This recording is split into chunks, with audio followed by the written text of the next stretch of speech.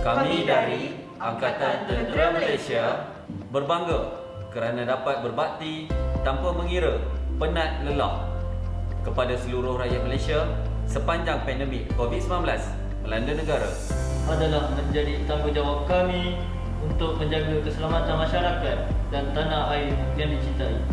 Ayo rakyat Malaysia bersama-sama kami berganding bahu menjadi barisan hadapan demi keselamatan diri, keluarga dan masyarakat dalam membentuk imuniti kelompok menerusi vaksinasi. Kita boleh menang melawan COVID-19 ini. Daftar untuk vaksinasi. Lindung diri, lindung semua.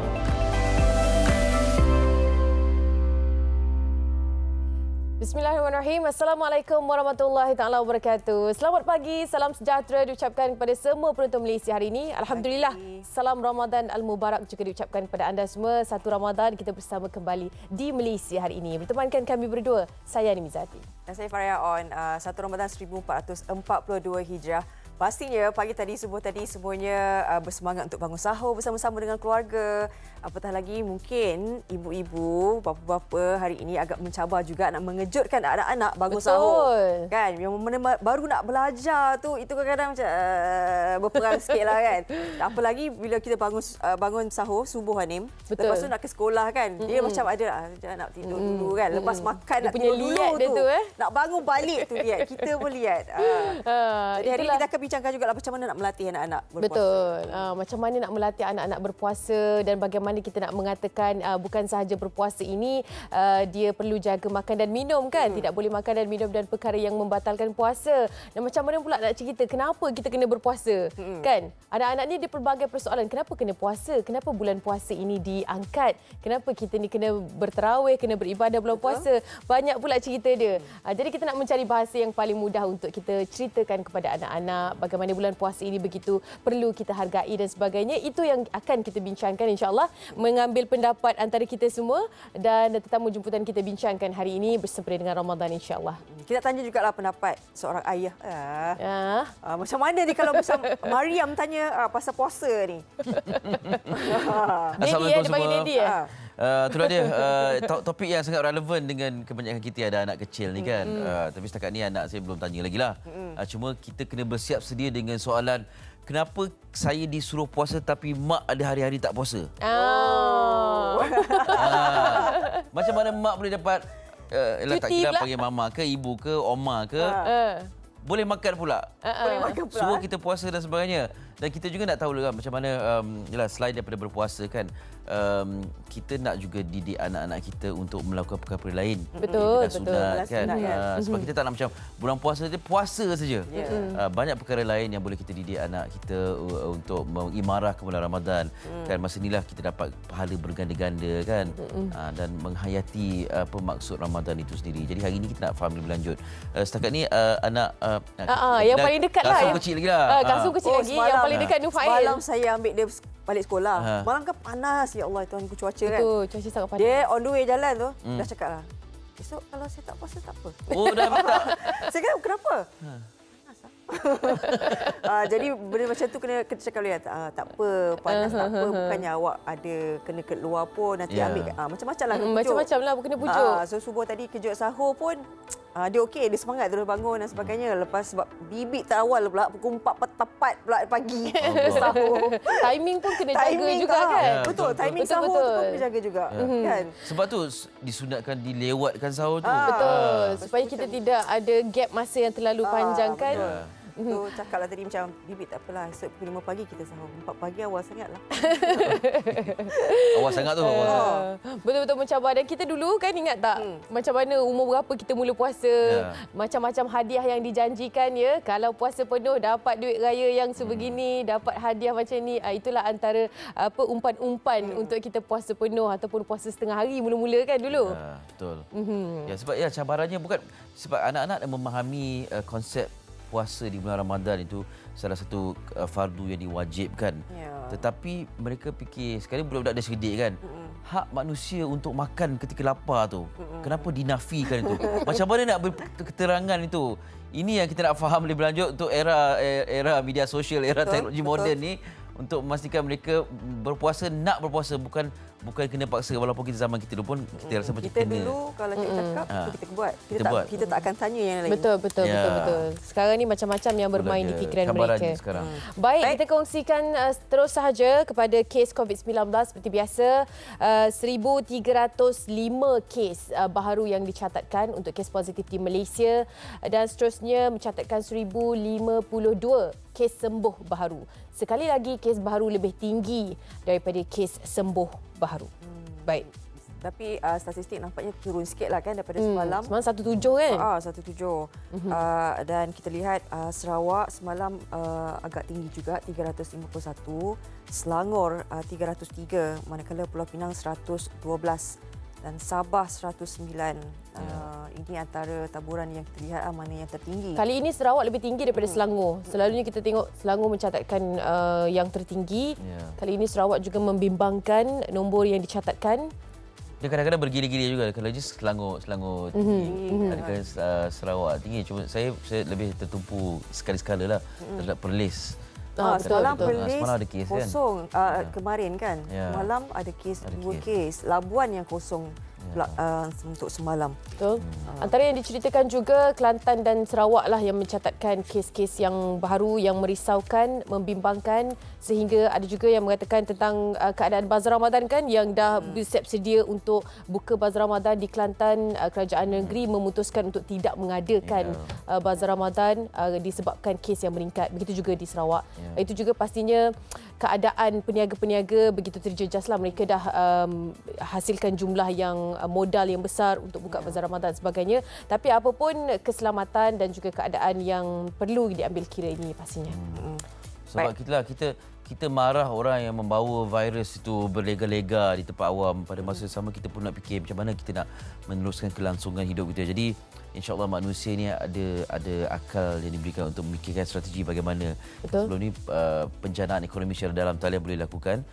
Barangkali itu juga antara option yang. Cuma itulah saya terfikir kan, sebab kita sentiasa membaca berkongsi perangkaan COVID ni kan, angka-angka COVID sehari. Barangkali untuk menimbulkan kesedaran di billboard juga boleh diletakkan di tempat-tempat awam ataupun di pasar raya yang dah ada billboard elektronik kan. Sekali-sekala letak je supaya kita tahu di negeri mana yang kawasan tu tinggi, ada kes tinggi, jadi boleh menimbulkan kesedaran sikit sebanyaklah selain daripada iklan-iklan dipaparkan promosi Ramadan dan raya dan sebagainya. Betul juga ya. Baik. Okey, kita teruskan dengan perkongsian cerita menarik di Malaysia. Ada NST, Berita Harian dan juga Hari Metro seperti biasa. Saya mungkin boleh mulakan terlebih dahulu New Straits Times. Sekali lagi NST saya kira menang di hati saya untuk gambar ini. Gambar yang yalah sebab sekarang ini masih lagi berteka-teki sama ada kita boleh pulang ke kampung ataupun tidak. Jadi ini gambaran bagaimana emak kita ataupun ibu kita yang di kampung kan menunggu kehadiran kita yang pulang ke kampung ini, tak tahu bagaimana keadaannya bergantung kepada kes harian dan sebagainya. Okey, cerita tentang Ramadan Homecoming. Ada tanda soal di situ. The omnipresent threat of a new wave of COVID-19 infections is on many people's minds. But more than a few are hoping interstate travel will be allowed, subject to a clean bill of health so that they can be with their families this Ramadan. Pastinya ini yang kita harapkan kerana tahun lalu adalah tahun yang sememangnya tidak boleh untuk pulang ke kampung. Dan setahun tak pulang ke kampung, yang mana hari raya, setiap hari raya lah, inilah masanya untuk kita bersama. Cuma gelombang keempat yang dirisaukan pastinya sebab kita dah ada di fasa yang orang kata dah nak kepada pemulihan ini. Ada beberapa negeri juga dah ke fasa pemulihan.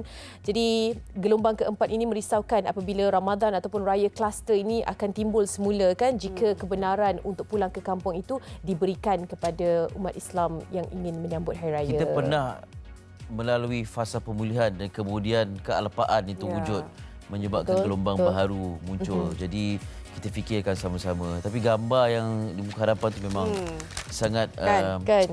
Gambar ni kacau jiwa tau. Membekas. Tak, saya rasa barangkali lah boleh buat satu macam pertandingan pilihan penonton.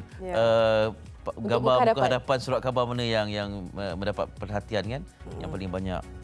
Okey, siapa nak pula di Berita Harian? Okay. Ini halaman hadapan. Jadikan Ramadan kali ini titik mula landscape politik bersih, beradab, berintegriti. Jadi ini titah yang di Pertuan Agong meminta ahli politik menjadi contoh dan contoh teladan lah kepada rakyat untuk menguruskan negara dengan baik. Jadi rentetan laporannya di halaman ke-6.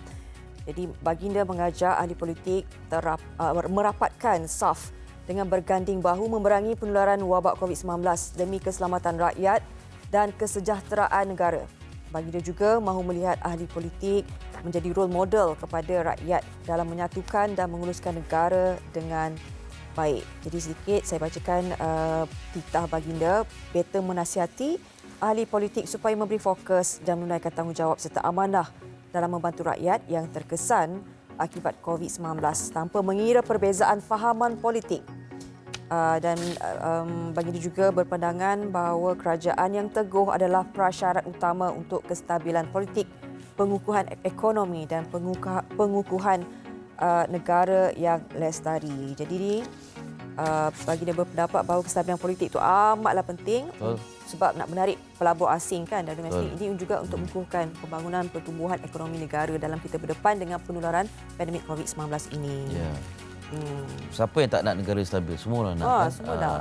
Jadi yang bertanggungjawab untuk menstabilkan negara tu, dengar-dengarlah titah Yang di-Pertuan Agong.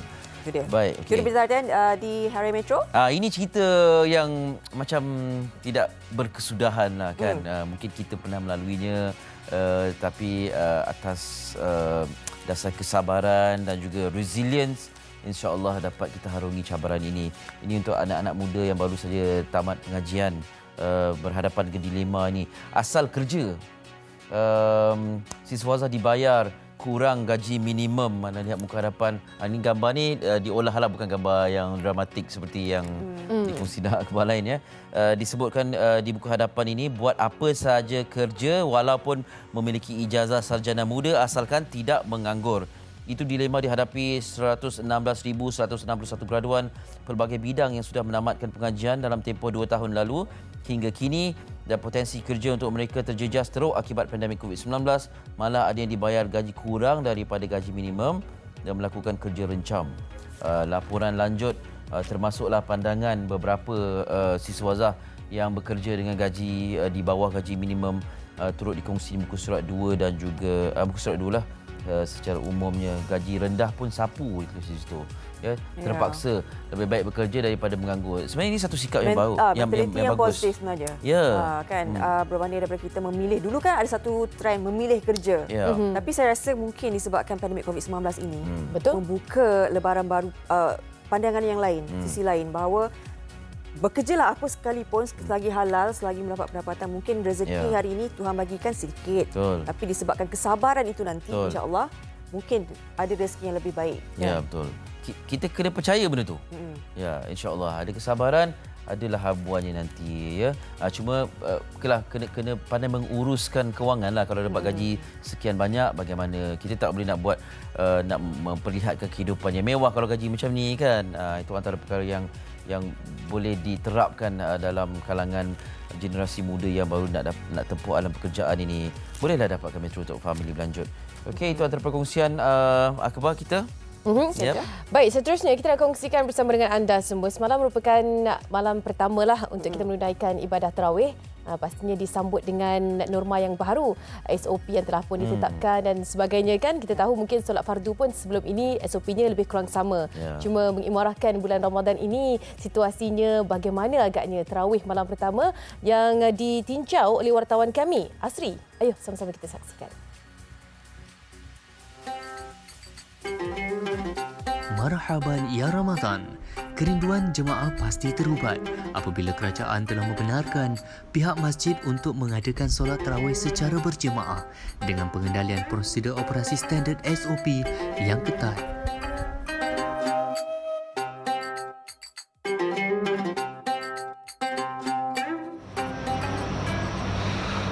Baik, sekarang ini saya berada di Masjid Al-Ghufran, Taman Pinggiran Tun Dr. Ismail, bagi meninjau keadaan para jemaah di sini pada malam pertama menunaikan solat tarawih secara berjemaah.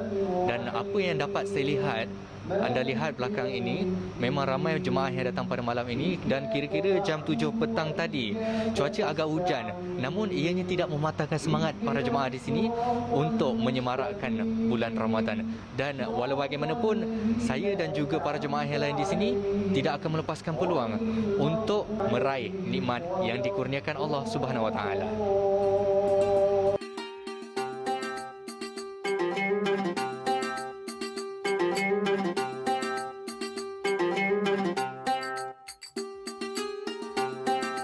Bagi saya, kami sangat menjaga SOP sebab kita ada asas daripada arahan itu untuk pastikan setiap jemaah yang datang mengambil suhu, memastikan tidak ada gejala penyakit yang terkait dengan pandemik ini, dan di samping itu membawa sejadah penuh dan penjarakan 1.5 meter, dan ini semua perlu ditangani, disantuni dengan baik, khususnya mereka yang menjadi jemaah.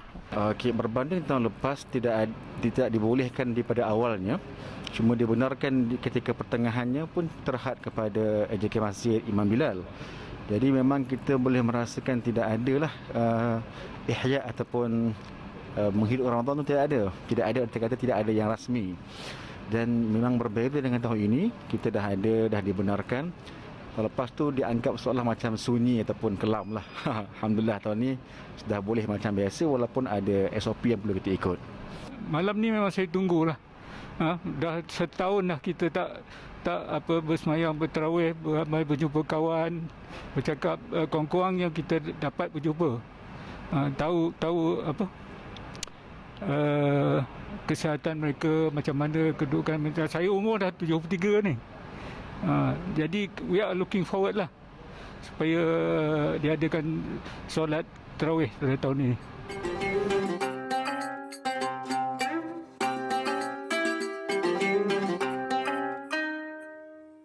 Itu dia sedikit sebanyak bagaimana keadaan di masjid di TTDI. Pastinya mungkin ramai antara kita yang bersemangat lah. Pada hari pertama tahun lalu juga adalah tahun yang kita tidak boleh menunaikan ibadat tarawih dan sebagainya. Alhamdulillah, mungkin ada sesetengah masjid ataupun surau juga tidak membenarkan muslimat ya untuk sama-sama menunaikan ibadat tarawih. Jadi ada setengah tu yang dibenarkan. Kita mengambil kesempatan ini. Macam semalam saya pergi ke masjid di Saujana Utama, mereka bagi nombor bagi muslimat saja. Maknanya ada dalam kota ada dalam 20 orang saja. Sebab dia bagi line 2 je belakang tu. Dapat masuk lah? Dapat masuk. Alhamdulillah. Tapi memang lepas maghrib tu terus pergi. Kena pergi awal lah. Kena pergi awal.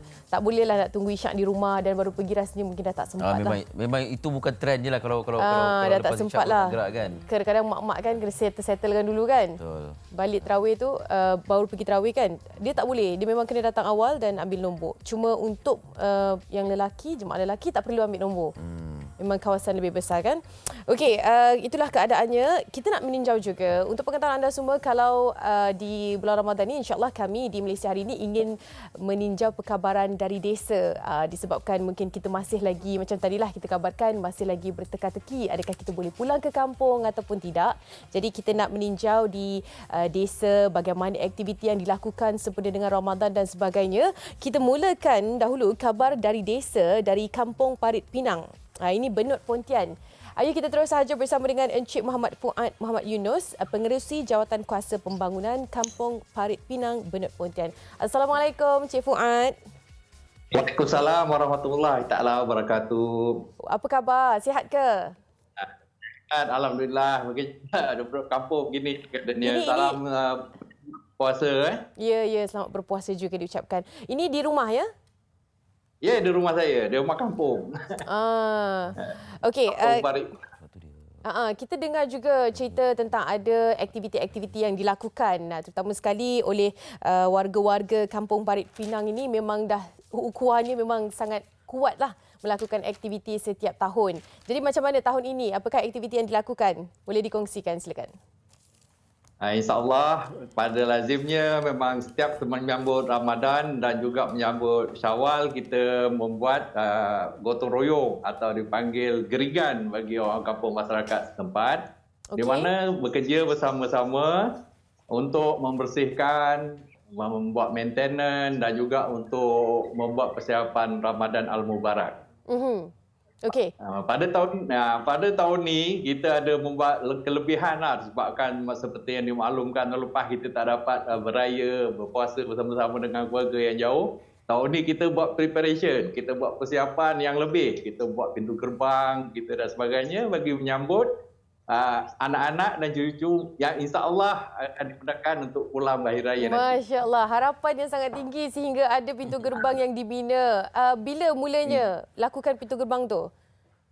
Sebenarnya kita mulakan tak berapa hari. Dia ni lebih kurang 4 hari yang lepas dalam minggu ni juga, dan kita ada dijangka pada bulan Ramadan ni kita siaplah semalam pun dah naik semua sekali, cuma nama kampung tu saja belum diletak. InsyaAllah mungkin Hari Raya ni kita akan pintu gerbang baru yang agak gah sikit. Wah, itu dia. Okey, ini adalah yang dilakukan oleh semualah warga kampung Pinang. Ya, konsep gerigan kalau tempatan panggil ataupun konsep gotong royong digunakan untuk membina apa-apa dan membuat sesuatu. Sekarang ni agak-agak berkurangan aktiviti gotong royong disebabkan banyak telah diswastakan dan sebagainya. Okey. Selain daripada itu, apakah lagi aktiviti di bulan Ramadan yang dilakukan? Mungkin di masjid? Ya, seperti biasa di surau-surau juga kaum ibu pun bagi bahagian untuk membersihkan dan juga membuat sikit-sikit pembersihan ke atas surau untuk kampung ini, dan untuk pihak lelaki juga pergi ke kuburan untuk membuat pembersihan dan juga membaiki segala kubur-kubur yang rosak dan sebagainya lah. Ianya dilakukan setahun sekali, biasanya sebelum Ramadan yang mula. Ini lazimnya dilakukan beramai-ramai. Okey. Jadi kita dapat saksikan juga ini termasuk anak muda, bukan sahaja yang orang kata mak ayah ya, anak-anak juga turut sama-sama memeriahkan kerja-kerja ataupun aktiviti-aktiviti yang dilakukan ni. Bermulanya bila, kalau boleh mungkin boleh kongsikan sedikit Encik Fuad, adakah mulanya Encik Fuad bersama duduk di kampung itu dah ada ukhuwah yang sebegini, dah ada aktiviti-aktiviti yang begini dijalankan? Sebenarnya konsep gotong royong atau gerigan ni dulu tahun 50-an, 60-an dan 70-an merupakan aktiviti harian masyarakat kampung, tapi sekarang dah berkurangan. Semua masyarakat kampung dulu kerja kahwin, lepas tu even bina telaga di rumah pun secara bergotong royong. Tapi sekarang kita akan hidupkan kembali aktiviti itu dengan prinsip ringan sama dijinjing, berat sama dipikul pada semua penduduk kampung dan sebagainya. Itulah untuk aktiviti yang kita buat, walaupun setengah seperti pendiri kendara sekarang dah kurang kita mengadakan gotong royong, tapi insya-Allah kita akan terapkan konsep gotong royong ni kepada masjid-masjid tersebut. Pastinya dengan SOP yang ketat juga dijalankan dan sebagainya kan? Ya. Minta maaf lah saya tak pakai topeng daripada saya berseorangan. Tak apa, seorang-seorang. Tak semasa aktiviti itu juga SOP yang ketat dijalankan, diikut dan sebagainya kan pastinya. InsyaAllah. InsyaAllah. Okey, mungkin boleh kongsikan juga, kalau mungkin bukan Ramadan, aktiviti-aktiviti yang dilakukan bersama selain daripada kenduri kahwin, sebab kita fahamkan kampung Parit Pinang Bernard Pontian ini adalah sememangnya kampung yang segala aktiviti itu dilakukan bersama. Dan yang paling orang kata boleh dikatakan, boleh diceritakan tentang pintu gerbang yang dibina itulah. Kita nak tahu juga idea siapa untuk membina pintu gerbang pada kali ini dan bagaimana boleh timbulnya idea itu. Okey, untuk pintu gerbang yang dibina pada ini adalah hasil daripada perbincangan semua penduduk, terutama sekali golongan muda dan golongan yang veteran lah. Di mana semua kampung Johor memang terkenal dengan pintu gerbang, tapi kampung kami belum ada pintu gerbang. Betul-betul lama telah dirobohkan dan kita akan buat pintu gerbang baru. So yang itulah yang terbinanya, dan konsep menggunakan balak untuk membuat pintu gerbang tu juga adalah daripada yang punyai kepakaran kayu di kampung ni. So tak ada masalah lah untuk ni. Jadi tidak ada diimport dari luar. Memang semuanya hasil kerja orang kampung. Tak ada. Di semua ni kita dimenakan sebabnya di sini kebanyakan pergerakan ekonomi agak baik di mana semua ada, jentera-jentera berat pun ada, daripada pengusaha kayu pun ada dan yang lain-lainnya. So kita gunakan sendiri resources tanpa bantuan dan cuma adalah daripada diberlakukan sendiri. Berapa peratus tu dah siap agak-agaknya? Sekarang dah siap hampir 90%. 80%. Semua kita belum letak nama kampung tu dan belum dibuat touch up untuk cat dan sebagainya lah. Yang lain semua alhamdulillah. Semalam pun kita sambung buat kerja untuk pasang konkrit dan sebagainya. Alhamdulillah. Okey, itu dia. Kita harapkan yang terbaik. Doakan segalanya berjalan dengan lancar, dapat disiapkan lebih meriah lagi Kampung Parit Pinang Benut Pontian, insya-Allah. Terima kasih Cik Fuad. Sampaikan salam kami semua di MHI untuk warga Kampung Parit Pinang. Selamat berpuasa. Terima kasih. Saya juga bagi Kampung Parit Pinang mengucapkan selamat berpuasa kepada semua penonton MHI hari ini dan juga selamat menyambut Ramadan Al-Mubarak. Terima kasih. Terima kasih. Assalamualaikum. Waalaikumsalam warahmatullahi wabarakatuh. Itu dia Encik Fuad Muhammad Yunus, Pengerusi Jawatan Kuasa Pembangunan Kampung Parit Pinang Benut Pontian, yang pastinya berkongsi dengan kita keadaanlah di desa bagaimana. Dan kalau anda mungkin juga tempat anda ada aktiviti yang menarik ataupun ada tertentulah yang setiap tahun dilakukan, boleh kongsikan bersama dengan kami di Instagram kami ataupun di FB kami, kerana kita nak tinjau bagaimana keadaan tu. Nak bertanya khabar, kalau boleh nak pergi ke sana, tapi disebabkan PKP ni kita hanya mampu video call saja, insyaAllah. Okay? Jadi itu dia khabar dari desa. Kali ini kita membawakan kepada anda keadaan di Kampung Parit Pinang. Kita nak rehat seketika. Kembali selepas ini, seperti yang dibincangkan, topik utama kita pada hari ini iaitu mendidik anak berpuasa dan memulakan ibadah sunat, insyaAllah.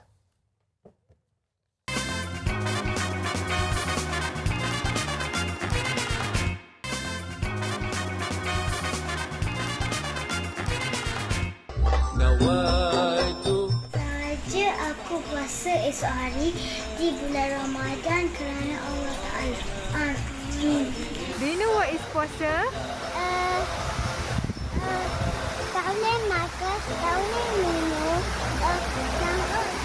Sampai ubur. From subuh until maghrib. Tahu tak puasa tu apa? Tahu? Okey, adik nak puasa tak pada tahun ni? Nak. Okey, apa je yang kita boleh buat masa bulan puasa?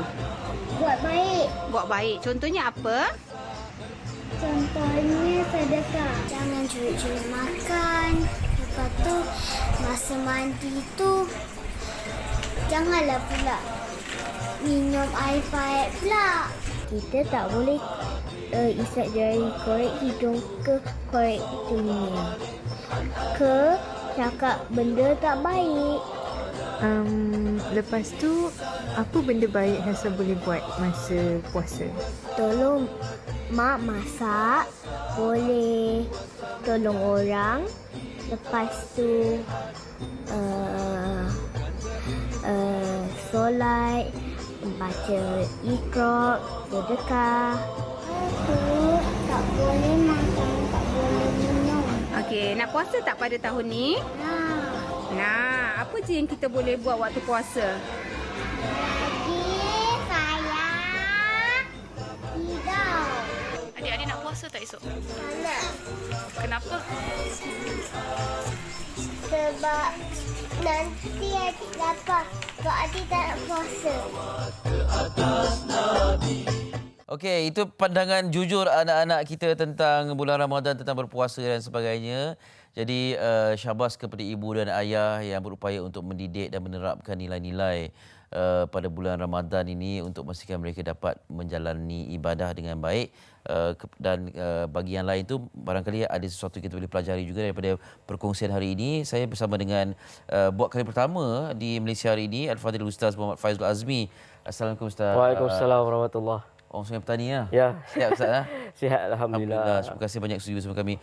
Ustaz, ya kita bercakap tentang anak-anak mendidik anak berpuasa.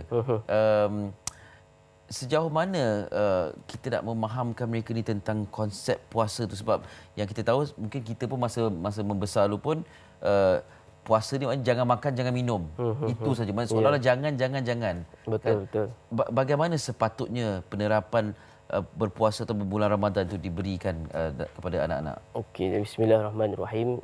Berkenaan dengan puasa kanak-kanak ini, apabila ibu bapa itu dia perlu memainkan peranan yang penting sebab dia perlu menjelaskan bahawasanya puasa itu adalah salah satu daripada rukun Islam.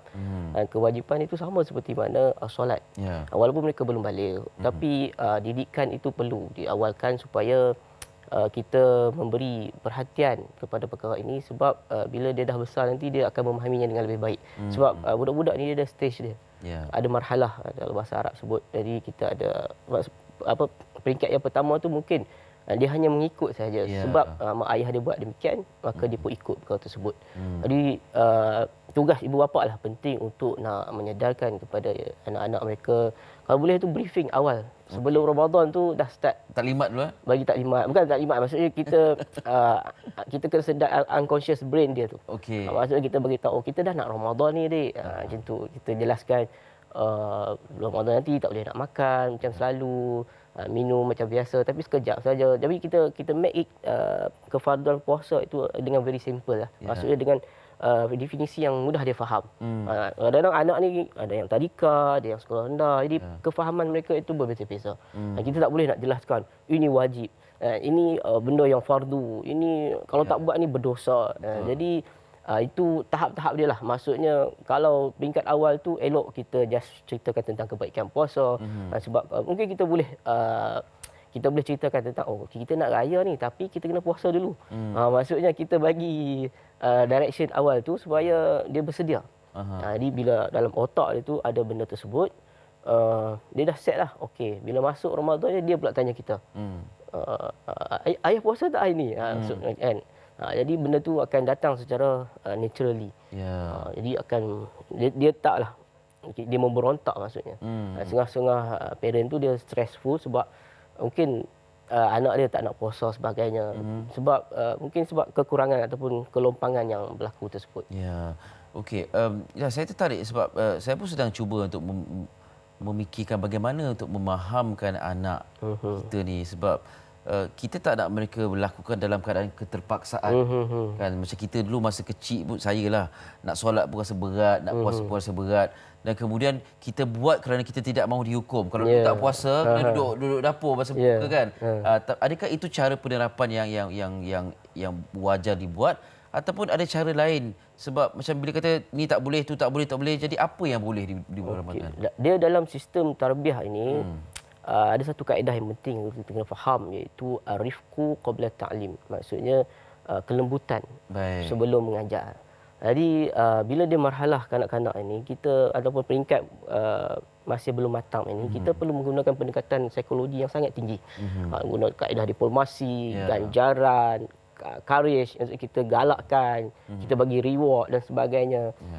Contoh kalau dulu mungkin kalau zaman saya sekali hari kita berpuasa sehari kita akan dapat 50 sen untuk mungkin 50 sen tu dah tak bernilai untuk kanak-kanak zaman Covid ni ataupun zaman sekarang ni.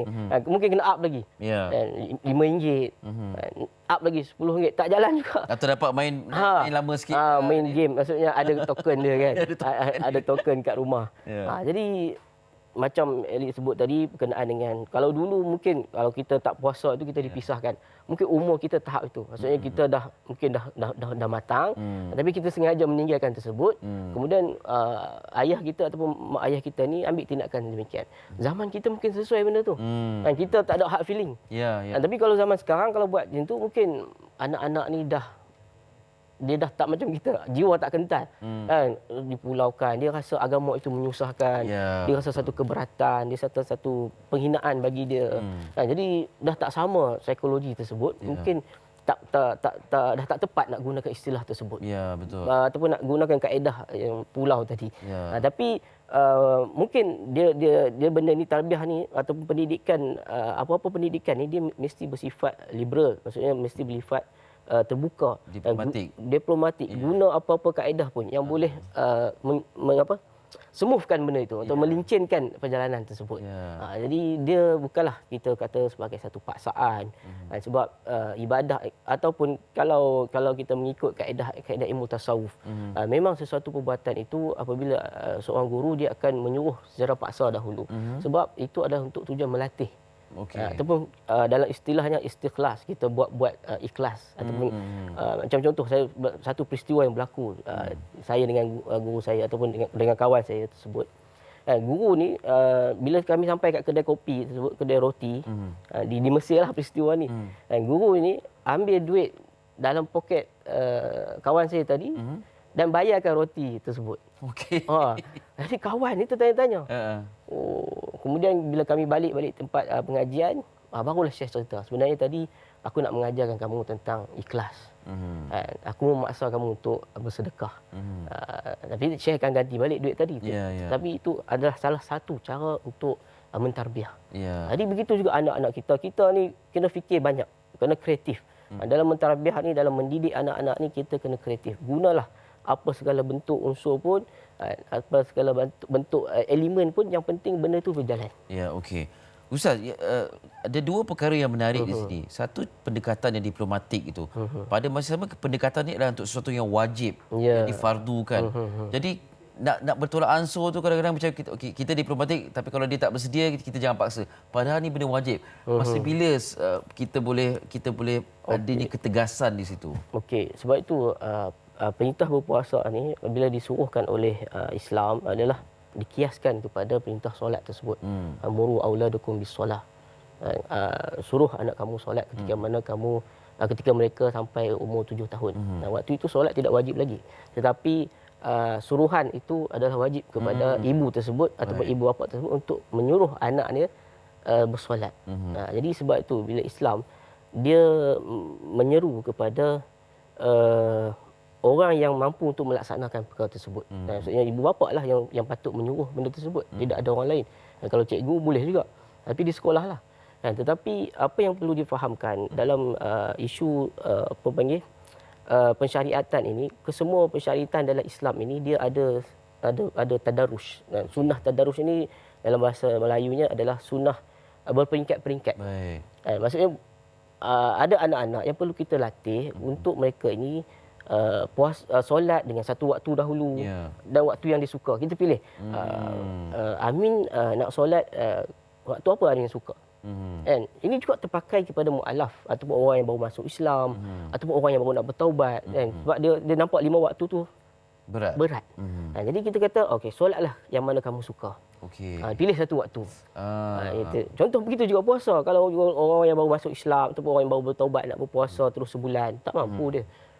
Benda ni makan masa. Jadi kita sarankan untuk dia pilih saja mana-mana hari yang dia nak puasa. Sebab itu memang berlaku dalam Islam. Sebab zaman Nabi SAW itu memang berperingkat dalam pensyariatan itu memang berlaku dalam semua jenis ibadat.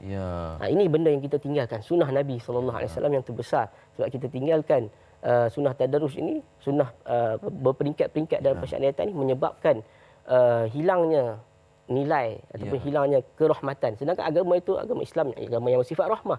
Jadi sayanglah kalau kita terlalu pentingkan aspek kewajipan tadi sehingga meninggalkan aspek rahmah. Apa nama istilah tadarus? Tadarus. Itu berperingkat-peringkat. Maksud macam pengharaman arak. Dia tidak datang sekaligus. Ada 3 peringkat. Maksudnya Allah menceritakan dulu kebaikan dan keburukan arak. Kemudian ceritakan tentang tidak boleh berdekat dengan solat kalau mau minum. Kemudian barulah peringkat yang seterusnya adalah mengharamkan arak sekali. Tapi sebab itu sunnah manusia itu dia bersifat demikian. Kalau Allah ni dia mencipta kita. Jadi dia tahu psikologi kita macam tu. Jadi anak-anak juga begitu. Kalau kita stres sangat nak suruh dia puasa 30 bulan, 30 hari, kan?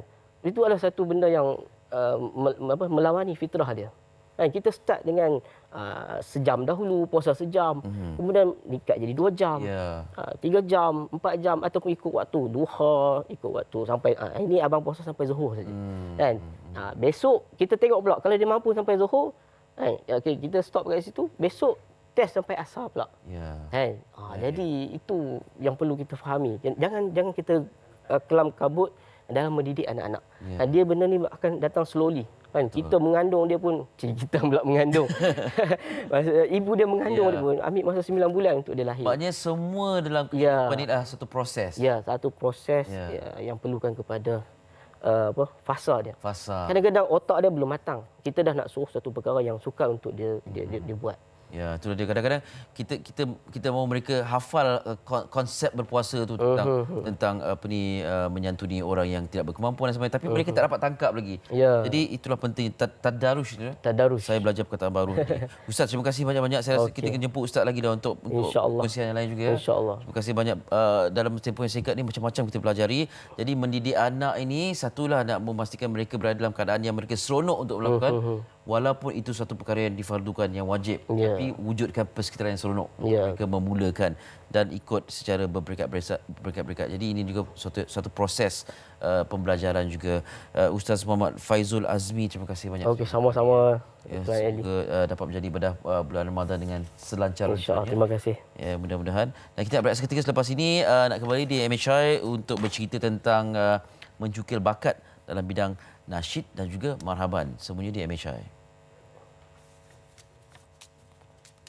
Pada kehidupan norma baru ini, penggunaan pelitup muka sama ada jenis pakai buang atau fabrik sangatlah penting dalam membendung penularan virus COVID-19.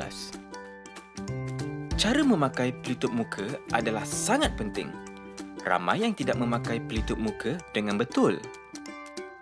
Ilyas, kita tidak boleh pakai pelitup muka di bawah hidung. Salah tu. Bukan begitu, Ilyas. Lihat bagaimana Sheila memakai pelitup muka. Pastikan ianya menutup hidung dan mulut sepenuhnya. Pemakaian pelitup muka yang betul dapat mengurangkan risiko jangkitan. Ramai yang tidak tahu cara menyimpan pelitup muka yang betul, terutamanya semasa makan. Kita tidak boleh meletakkannya di bawah dagu ataupun disangkut pada telinga. Disisip di lengan atau siku pun tidak boleh. Contohilah Alia yang menyimpan pelitup mukanya dalam beg plastik. Pelitup muka pakai buang hanya boleh dipakai sekali sahaja dan tidak melebihi 8 jam. Bagi yang bergejala, pelitup muka pakai buang perlu ditukar selepas 4 jam. Setiap pelitup muka harus ditukar apabila permukaan dalam basah atau lembab. Bagaimana pula dengan pelitup muka yang telah diguna? Pelitup muka pakai buang perlu dibuang dengan cara yang betul. Pegang pada tali atau loop pelitup muka dan tanggalkan. Seterusnya, masukkan dalam beg plastik dan buang ke dalam tong sampah yang bertutup. Pastikan anda mencuci tangan dengan air dan sabun selepas membuang pelitup muka. Manakala pelitup muka fabrik perlu dibasuh dengan sabun pencuci sekurang-kurangnya sekali dalam sehari. Jangan lupa untuk sidai dan keringkan. Selesai. Mudah sahaja kan? Pemakaian pelitup muka perlulah mengikut kesesuaian keadaan. Sheila, pelitup muka tidak perlu dipakai sekiranya kita memandu kereta bersendirian. Begitu juga ketika kita bersenam seperti berjoging. Ianya boleh mengganggu pernafasan kita. Pelitup muka wajib dipakai di tempat-tempat awam. Setiap orang mesti memakai pelitup muka semasa berada di luar rumah. Lupa? Rimas? Jangan dijadikan alasan untuk tidak memakai pelitup muka. Jangan leka dan alpa. Kita belum menang. Baik, kembali semula dalam MHI, kita nak berbicara langsung berkenaan dengan bagaimana mencungkil bakat dalam bidang nyanyian nasyid dan juga marhaban. Ini antara aktiviti yang dilaksanakanlah untuk menyemarakkan bulan Ramadan tahun 2021 ini. Jadi ini dijalankan oleh Jabatan Kebudayaan dan Kesenian Negara JKKN. Oleh itu kita nak berbicara langsung secara maya bersama dengan Tuan Haji Mesran Muhammad Yusof, merupakan Ketua Pengarah JKKN. Assalamualaikum, selamat pagi. Waalaikumsalam warahmatullahi wabarakatuh. Selamat pagi. Fariha. Ya, Tuan Haji Mesran. Ini berkenaan dengan mencungkil bakat melalui nasyid dan juga marhaban. Mungkin boleh ceritakan sedikit berkenaan dengan aktiviti yang telah dicadangkan untuk bulan Ramadan tahun 2021 ini. Baik, terima kasih Fariha. Jadi pertandingan nasyid ni telah lama tak buatlah sama ada di pihak Hakim dan atau pihak swasta dan sebagainya. Jadi memandangkan kita dalam keadaan pandemik ni, jadi pertandingan yang kita akan anjurkan nanti adalah bersempena dengan iftar FKL, anjuran KKN dengan kerjasama JAKIM. Jadi program ini akan mendapat kerjasama dengan Rabbani Production dan merupakan pertama kali dah pertandingan nasyid dan marhaban kita adakan secara dalam talian, Toria. Oh, ini pertama kali dalam talian? Pertama kali dalam talian. Ekoran pandemik ni lah. Baik, itu selain daripada kelainan dalam talian ni, mungkin ada kelainan yang lain melalui pertandingan nasyid dan juga marhaban kali ini? Baik. Kalau sebelum ni kalau kita tengok pertandingan nasyid atau marhaban dia akan dikontaki ramai kan peserta-peserta. Tapi kali ini kita hadkan kepada 5 peserta je, 5 orang saja. Begitu juga dengan marhaban. Manakala untuk nasyid kita telah tetapkan untuk nyanyikan satu lagu saja. Mereka boleh pilih mana-mana lagu nasyid yang sedia ada ataupun menggunakan ciptaan sendiri. Dan masa pula tertakluk pada lagu yang akan ditendangkan. Manakala macam marhaban, kita beri tempoh untuk 7 minit untuk persembahan keseluruhan. Itu antara yang kita tetapkanlah dari segi dia punya syarat atau kriteria. Baik. Okey, itu antara syarat juga kriteria yang disediakan. Tapi bagaimana pula sebab kan melalui talian kan, pastinya kita nak melihat juga penjarakan fizikalnya bagaimana kan, perlu juga mematuhi SOP yang sedia ada untuk COVID-19 ni. Jadi sebab langkah kita menghad kepada 5 peserta tu mungkin hanya bukanlah salah satu daripada cara kita nak menghindarkan SOP lah. Dan selain daripada itu, semua pernyataan-pernyataan tu hendaklah dihantar melalui email lah kepada kita, email JKKN. Kalau boleh saya sebut Maria, boleh. Hantar terus dia pertandingan nasyid 2021 melalui Haris JKKN, Haris HARISJKKN@gmail.com ataupun haris@jkkn.gov.my. Jadi semua pernyataan-pernyataan hendaklah di-emailkan melalui email yang saya sebut tadi lah. Tapi sekiranya ada pertanyaan, kita bolehlah berhubung dengan Cik Haris juga melalui nombor 013 615 9059 atau 03 2614 8200. Pegawai yang bertanggungjawab Muhammad Haris Zakaria. Baik, kalau misalnya mereka ingin menyertai, apa lagi syarat-syarat yang perlu didaki? Kalau macam nasyid, perlu lagu bahasa Melayu je ke boleh masuk ataupun Arab je ke? Mahraban bagaimana pula? Baik, kalau nasyid kita singkatan lagu tu hendaklah dalam bahasa Melayu ataupun bahasa Inggeris atau bahasa Arab, atau boleh digabungkan ketiga-tiga bahasa tersebut. Kita tidak sekat dari segi inilah, ya. Kreativiti dan tapi yang bahasa Inggeris atau bahasa Arab tu hendaklah diterjemahkan ke bahasa Melayu, ke dalam bahasa Melayu. Dan lirik-lirik lagu pula hendaklah yang bersifat ada unsur-unsur nilai murni atau nilai Islamik lah. Manakala mahraban, persembahan tu hendaklah dimulakan dengan selawat Nabi dan ditutup dengan selawat juga. Dan teks marhaban hendaklah dalam bahasa Arab sahaja. Menambah baik baris ayat marhaban hendaklah berdasarkan teks yang muktabar. Itu dia syarat-syarat untuk kedua-dua nasyid dan marhaban tersebut. Tuan Haji, bila tarikh tutup penyertaan ni sebenarnya? Tarikh tutup akan pada 16 hari bulan ni, Jumaat, sebelum pukul 12 tengah hari. Jadi kalau boleh teruskan, hanya 6 kuburan saja yang terbaik akan dipilih ke peringkat akhir, dan semua keputusan kita akan umumlah melalui siaran Iftar 2021 Ramadan online melalui laman Facebook JKKN. Salah satunya kan di pautan www.facebook.com/MySeniBudaya pada 29 dan 30 hari bulan April jam 6 petang. Keputusan kita akan umumkan insya-Allah. Yang akan ketahui. Baik. Mungkin juga harapan Tuan Haji sendirilah kan melalui acara sebegini seperti dengan Iftar 2021 ni di bulan Ramadan ni. Baik. Harapan kita supaya program ini dapat dilaksanakan dengan baik dan sempurna lah. Semuanya kita sangat-sangat berharap kalau semuanya setelah selesai pandemik ini berakhir, kita sangat hendak mengadakan persembahan marhaban ataupun nasyid ni secara fizikal. Dia punya touching tu berlainan kalau kita nak bandingkan dengan cara kita melaksanakan menerusi dalam talian. Itu harapan kita ni Fariha. Usia memang dibuka semua ke atau dah had usia ke? Bagaimana Tuan Haji? Usia antara umur betul-betul je. Usia adalah berumur 15 tahun dan tidak melebihi 50 tahun. Itu yang untuk bahagian tu. Itu had usia untuk pertandingan nasyid dan juga marhaban ni Tuan Haji? Ya. Baik, terima kasih. Terima kasih Faria. Ya, terima kasih. Selamat berpuasa Tuan Haji. Sama-sama. Assalamualaikum. Waalaikumsalam warahmatullahi. Itu dia Tuan Haji Mesra Muhammad Yusof merupakan Ketua Pengarah Jabatan Kebudayaan dan Kesenian Negara JKKN. Itu antara aktiviti dan usaha yang mereka lakukan oleh JKKN untuk sebenarnya mengimarahkan lagi bulan Ramadan ini. InsyaAllah, jangan lupa kalau nak masuk pertandingan ini, 16 April hari Jumaat ini adalah tarikh tutupnya. Nanti boleh dapatkan secara lanjut di laman sesama JKKN. Baik, selepas ini kita akan berehat seketika. Sekembali nanti akan bersama dengan Anim untuk mengupas lebih lanjut berkenaan dengan keupayaan logistik vaksin COVID-19 bersama dengan tetamu yang akan ditemu buat nanti. Semuanya selepas ini di MHI. Wow, hampir-hampir nak raya lah. Hampir-hampir lah.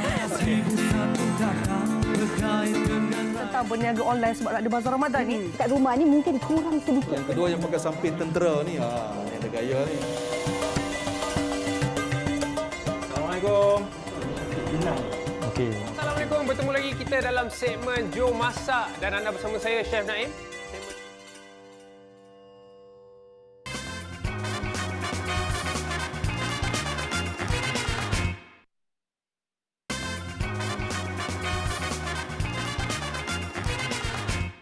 Masih lagi bersama dengan kami di Malaysia hari ini untuk siaran 1 Ramadan 13 April 2021. Baiklah, kita nak teruskan perbincangan kita pada hari ini. Perkongsian yang seterusnya lebih kepada kita tahu yang sekarang ini adalah fasa yang pertama dah nak habis untuk suntikan vaksin ataupun program imunisasi kebangsaan. Akan mulakan pada fasa kedua iaitu akan menyantuni mereka yang selebihnya frontliners dan juga golongan warga emas. Kita tahu ada beberapa fasa untuk program imunisasi kebangsaan dan kali ini pula Pharmaniaga bertanggungjawab untuk membekalkan dan juga menyimpan vaksin Sinovac dari China dari China yang mana kita nak ingin tahu bagaimana keadaannya. Adakah proses ini dilakukan logistik dan sebagainya. Kita nak tahu bagaimana keadaan, pastinya mencabar untuk membekalkan dan menyimpan vaksin ini. Terus sahaja kita perkenalkan pengurus kanan logistik dan edaran Pharmaniaga Encik Johan Jaafar bersama dengan kami di Malaysia hari ini. Assalamualaikum Encik Johan. Waalaikumsalam. Sihat ya? Alhamdulillah. Alhamdulillah. Baik, Cik Johan, terima kasih bersama dengan kami. Pastinya untuk menyimpan satu hal, untuk membekalkan, kita tahu fasa 2 yang akan bermula menggunakan Sinovac dari China ini, Pharmaniaga bertanggungjawab. Mungkin boleh ceritakan sedikit bagaimana keadaannya? Penyimpanan dan pengendalian vaksin ini amat penting. Terutamanya vaksin ini dikategorikan di bawah produk rantaian sejuk. Iaitu cold chain, iaitu temperature sensitive. Pada masa yang sama, ia adalah produk yang highly regulated. Jadi segala pengendalian pengurusan produk ini penting, especially untuk memastikan berada dalam julat suhu yang tertentu. Jadi ini penting untuk memastikan faktor keselamatan produk tersebut selamat digunakan. Pada masa yang sama, memastikan kualiti keberkesanan produk itu terjamin. Dan pada masa yang sama, pengendalian ini penting untuk memastikan tiadanya kerosakan berlaku semasa pengendalian dilakukan. Seperti yang kita tahu, produk Sinovac ataupun COVID-19 ini value dia agak tinggi. Ya. Okey, kita dapat tahu juga ini antara yang menjadi cabaran penyimpanan untuk menjaga julat ataupun suhu dia. Seperti mana yang diterima dan itu yang ingin dikekalkan sehinggalah suntikan vaksin itu dilakukan. Jadi bagaimana jenis vaksin yang dan juga bentuk dos yang akan dibawa oleh Pharmaniaga itu sendiri? Buat masa ini, Pharmaniaga akan mengendalikan 12 juta dos iaitu daripada vaksin Sinovac Dan kita bersedia jika ada tambahan dos untuk kami edarkan. Bagi Pharmaniaga, kami punya pengalaman dalam mengendalikan produk rantaian sejuk, khususnya vaksin selama 25 tahun. disokong oleh fasiliti kita yang lengkap dengan penstoran bilik sejuk. Dilengkapi sistem IoT yang terkini, sistem automatik yang mengawal sulat dan suhu. Ini kita yakin dan kita mampu untuk memainkan peranan yang penting untuk merealisasikan plan vaksinasi di Malaysia ni. Adakah Sinovac sahaja yang akan menjadi jenis vaksin untuk dikendalikan Pharma Niaga setakat ini? Ya, setakat ini kami akan mengendalikan Sinovac from China. Yep. Okey. Dan kita tahu juga ini memerlukan satu space yang sangat besar, kan, apabila melibatkan sehingga 12 juta dos vaksin yang akan dikendalikan dan dibekalkan oleh Pharma Niaga itu sendiri. Bagaimana dengan penyimpanannya? Kuota yang sangat besar pastinya. Kami Pharma Niaga mempunyai fasiliti 5 gudang utama. Dilengkapi oleh fasiliti yang terkini, sistem IoT yang lengkap untuk pengawalan suhu secara automatik di seluruh Malaysia. Gudang utama kami di Bukit Raja dan selebihnya berada di Sabah dan Sarawak. Berdasarkan kemampuan fasiliti yang ada, disokong oleh kaki tangan yang terlatih, especially dalam penyelenggaraan atau pengendalian produk rantaian sejuk vaksin ini, kami rasa kami mampu untuk memainkan peranan utama dalam pengedaran, khususnya penghantaran produk vaksin ini di pusat pemberian vaksin di seluruh Malaysia. Pastinya plan B ataupun contingency plan jika berlakunya sebarang kegangguan elektrik dan sebagainya telah pun disediakan juga oleh pihak Pharma Niaga sendiri. Sudah semestinya. Setiap fasiliti ini we have a support our genset system dan sebagainya. Ia bertindak secara automatik apabila berlakunya sebarang gangguan elektrik dan sebagainya. So, overall we are ready, much more prepared untuk membantu merealisasikan plan vaksinasi supaya program imunisasi kebangsaan ini berjalan dengan lancar, kan, untuk fasa kedua. Dan masih lagi menerima Sinovac? Ya, saya. Maknanya dia mengikut fasa yang ditentukan juga? Ya, betul. Bermula penerimaan ini sejak bila? Kita menerima Sinovac pada 27 Februari dan seterusnya penerimaannya secara berperingkat. Yang terbaru penerimaan kita iaitu pada 9 April, iaitu Jumaat yang lepas, sebanyak 200,000 vial ataupun dos. Dan kita fahamkan juga ada inovasi yang dilakukan oleh pihak Pharma Niaga itu sendiri demi memastikan kapasiti vaksin Sinovac ini dapat dilengkapi dengan satu teknologi yang sangat tinggi dan sebagainya, dan pastinya inovasi itu adalah antara yang bagi menjaga keadaan kualiti vaksin itu supaya satu tidak berlaku kerugian tidak ada yang rosak dan selamat untuk digunakan. Mungkin boleh kongsikan tentang itu. Pharma Niaga buat masa ini kita sentiasa menaik taraf, especially our sistem logistik, pengurusan logistik dan juga edaran kita. Beberapa proses dalaman kita telah dinaik taraf ataupun didigitalkan. Ini penting untuk memastikan kita lebih efisien, meningkatkan produktiviti. Yang terkini adalah penaik taraf transport management system kita, iaitu we call it TMS. Ini adalah untuk kelancaran perancangan penghantaran, and the traceability and also the real time traceability of the products yang kita keluarkan daripada Pharma Niaga. So ini adalah salah satu naik taraf yang terkini kita lakukan di Pharma Niaga. Secara ringkasnya untuk menimbulkan kepercayaan kita semua kepada Sinovac dan di bawah penjagaan Pharma Niaga untuk disampaikan kepada penonton, silakan. Pharma Niaga kami berdasarkan pengalaman kami bersedia mendukung peranan yang utama sebagai fasiliti yang menyimpan yang muat penghantaran vaksin khususnya Sinovac ke seluruh pusat pemberian vaksin di Malaysia dan membantu kerajaan merealisasikan plan imunisasi yang telah dirangka oleh pihak kerajaan. Itu dia. Terima kasih banyak-banyak kita ucapkan. Pastinya ini satu tanggungjawab yang cukup besar, tapi inilah yang kita dapat dengarkan keyakinan bagaimana cara penyimpanan dan kendalian daripada Pharma Niaga sendiri. Encik Johan Jaafar bersama dengan kami sebentar tadi, pengurus kanan logistik dan edaran Pharma Niaga Berhad. Terima kasih. Okey, itu dia. Pastinya kita tahu yang fasa 2 bakal bermula dan ini akan menyantuni mereka yang golongan warga emas. Seperti mana yang kita tahu, 80% daripada positif kes COVID adalah mereka yang 60 tahun dan ke atas. Jadi kita nantikan bagaimana kendalian fasa kedua pula yang akan dilakukan. Baik, kita nak lihat seketika kembali selepas ini. Kita nak raikan pendatang baru dalam industri muzik, Riff Daniel, seketika nanti di Malaysia Hari Ini.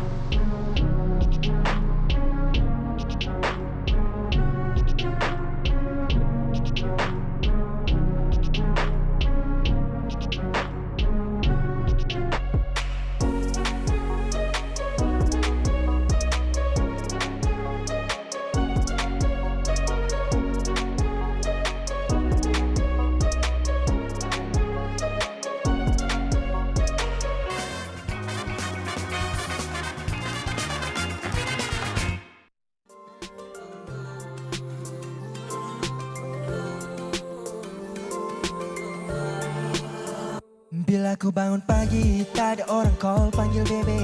Masih lagi manis senyumanku. Walau aku tak ada tempat nak mengadu, seritu aku mengaku. Tapi aku masih boleh berjalan tanpa ada gangguan. Itu kamu, engkau tuh pengajaran, surat jadi pegangan. Aku curiga dengan perbentanganmu, ku buta dengan penampilanmu. On off begitu tuh macam lampu. Aku masih lagi kau ganggu untuk tulis lagu. Aku masih lagi kamu, harap engkau masih nyaraku. Siapa sini boleh bantu? Biarkanlah diriku begini, aku masih aku. Aku tak pernah kisahku. Kau pergi, aku janji aku takkan rindu kamu lagi. Rimasnya di mata engkau dengan dia, tapi ku berdoa kau dikekal lama sambil ku membuta. Oh yeah, menangis dalam kelambu tak ada orang tahu. Ku masih curiga dengan apa yang ku mau. Bila ku bangun pagi, tak ada orang call panggil bebe.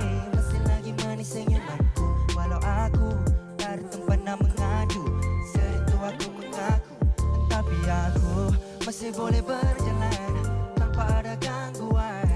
Itu kamu, engkau tuh pengajaran, surat jadi pegangan.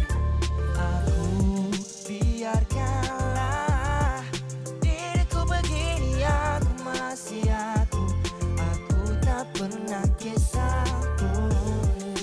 Kau pergi, aku janji aku takkan rindu kamu lagi. Aku tak perlu kamu, rindu tanam mengaku. Aku tak perlu pelukanmu untuk ku bangun dari tidurku.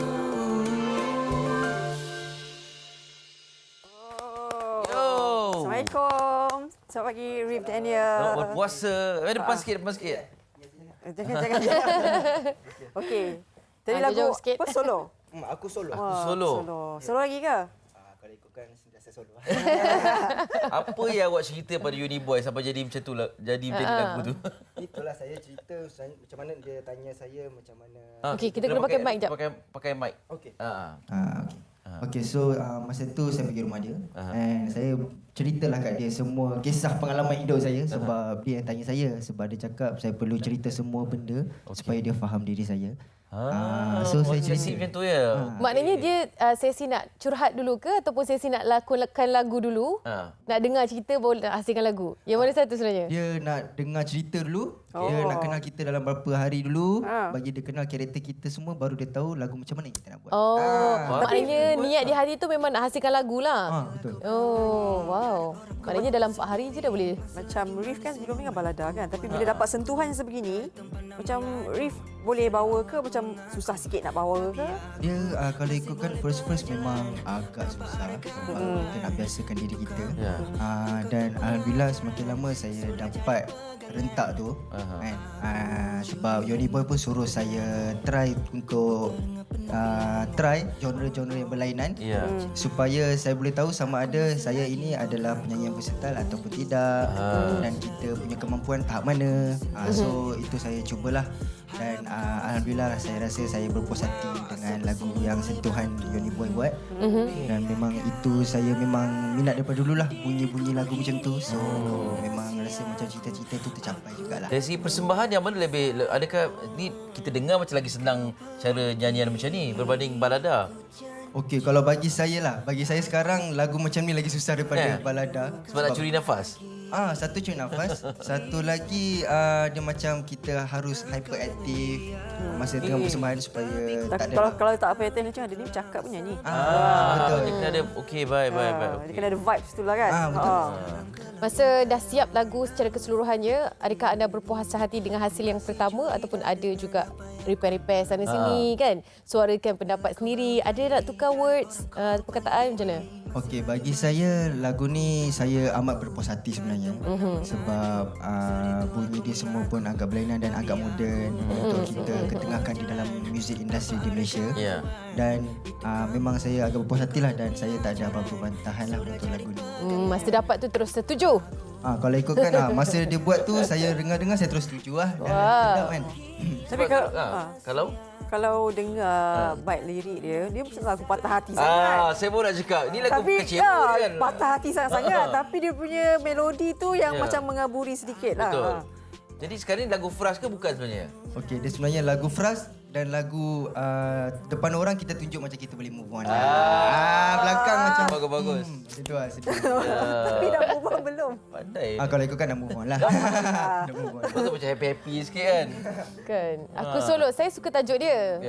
Dia macam tak adalah kita dapat tahu yang anda nak bawa satu karakter yang berbeza. Solo tu macam saya sukakan pemilihan tajuk tu. Pilih sama-sama? Ataupun itu adalah sebenarnya tajuk lagu ni first tajuk lagu dia adalah nama dia single. Tajuk dia single. So tajuk single ni single lah. Patutnya single. Tapi dah dibuat perubahan oleh management semua, so jadi aku solo. Sedap. Dia mungkin berbeza kan? Tapi kadang-kadang tajuk lagu ni memperlihatkan penyanyi tu macam kalau di Facebook tu dia single. Status dia single. Itu pun you juga ke? It's complicated. Saya tak complicated Tak bukan. Complicated ni dia macam ni. Dia ada tapi tak nak bagi tahu. Takut nanti. Saya single je. Single lah, okey. Bekerja dengan Yoni Boy macam mana? Bagi saya bekerja dengan Yoni Boy amat berpuas hati dan saya amat gembira sebab dia dapat share, dia boleh katakan semua ilmu yang dia ada dalam otak dia semua dia share kepada kita. Tak kedekut ilmu. Ilmu and dia pun memang jenis kalau dia rasa dia memang jenis suka tolong orang lah. Dia suka tolong orang dan itu yang sifat yang saya suka pada dia lah. Tapi saya tertarik bila kata jumpa dulu, bercerita tentang pengalaman silam untuk dia faham lebih lanjut Arif kan. Mungkin nak pembawaan feel dalam lagu kot. Yelah sebab dia dengar cerita awak dulu, baru dihasilkan lagu. Adakah itu kerana nak awak betul-betul feel lagu ni masa menyampaikan? Betul. Itu memang dia cakap macam tu dan dalam masa sama dia cakap sebab bila dia tahu semua jalan cerita saya, barulah dia boleh buat lagu yang memang betul-betul diri saya. Sebab dia cakap kalau kita buat tak diri kita, kadang-kadang kita nyanyi pun dia macam tak ikhlas kita. Tak ikhlas. So kita nak ikhlas. Ni hari ni Ramadan pertama, tadi sahur apa? Sahur saya makan ayam masak kuning.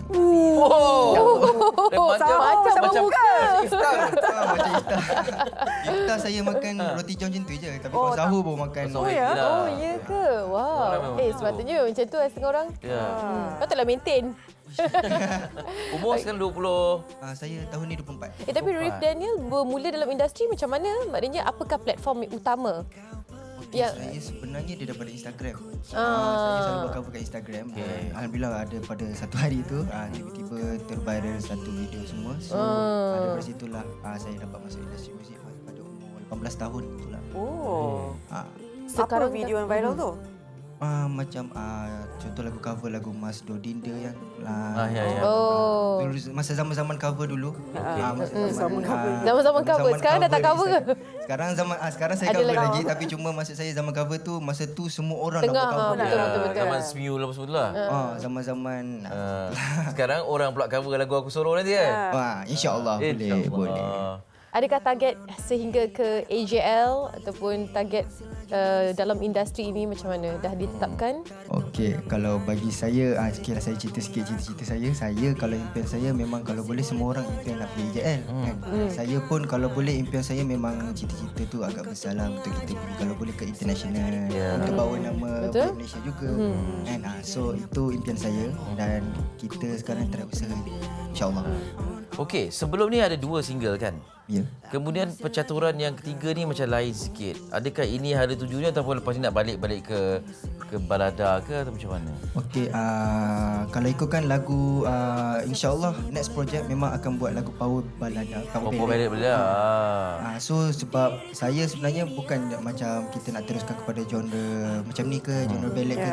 Saya nak kalau boleh nak buat semua genre. Macam mana boleh kita buat je. Kita rasa sedap kita buat. Sebab suara dia serak basah ada husky dia tu. Untuk kalau sebab setiap artis kan bila ada kita kan raya setahun sekali. Mungkin ada terfikir projek lagu raya ke dengan Yoni. Tak ada. Oh, itu setakat ni belum lagi lah sebab dia pun busy dengan dia punya album. Oh, Yoni nak keluar album. Oh, kita panggil ni. Kena spend time dengan ni bulan puasa ni dengan Yoni Boy. Jom kita buat lagu raya. Cerita pengalaman raya. Okay, all the best. Semoga berjaya kita ucapkan pada Rif Daniel. InsyaAllah lepas ni semakin banyak lagi peluang-peluang, banyak lagi genre yang kita akan dengarkan. InsyaAllah. Ya. Dia bolehlah cakap kat peminat nak dengar lagu kat mana, boleh ikut Instagram kat mana. Okey, kepada semua penonton Malaysia hari ini pada hari ini, saya ingin mengucapkan terima kasih kepada semua penonton dan semua fans-fans saya yang support saya daripada dulu sampai sekarang. Dan saya ingin mengucapkan Ramadan juga, Happy Ramadan.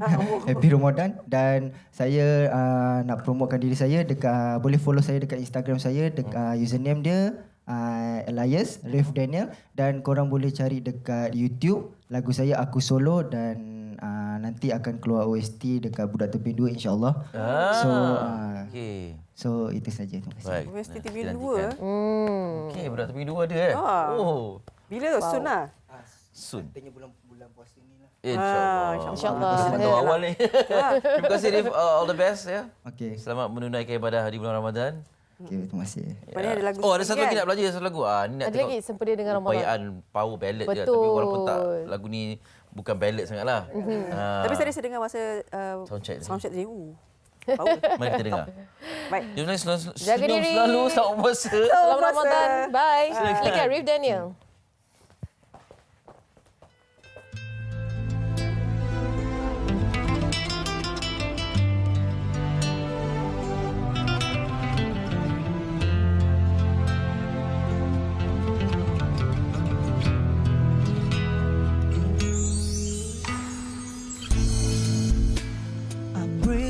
For sending me you, my love. You found me home and sail with me, and I'm here with you. Now let me let you know, you've opened my heart. I was always thinking that love was wrong. Yeah, everything was changed when you came along. Oh, and there's a couple words I wanna say. For the rest of my life, I'll be with you. I'll stay by your side, honest and true, till the end of my time. I'll be loving you for the rest of my life. Through days and nights, I'll thank Allah for opening my eyes. Now and forever, I'll be there for you. I know deep in my heart, I was always thinking of you, and I ask Allah to bless all we do. You're my wife and my friend and my strength. I pray we're together in Jannah. Now I feel myself and I feel so strong. And everything was changed when you came along. Oh, and just a couple